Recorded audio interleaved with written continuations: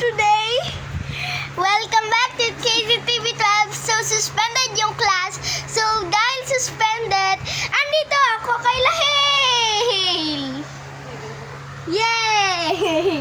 Dito din sa Quezon City, guys. Class is suspended. And kakagising lang ni Hil. My sister, my loving sister. Cute. Cute niya, guys. Oh.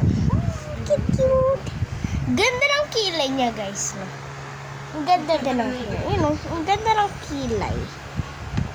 Ba't ang ganda ng mukha ng bibi? Ba't ang ganda? Cute. And, okay. Mamaya, guys, ewan ko kung magmumukbang kami, pero hindi pa sure. So, mamaya, Hil, papanoorin natin yung shorts ko, mukbang. Anong mumukbang nyo? Class is suspended.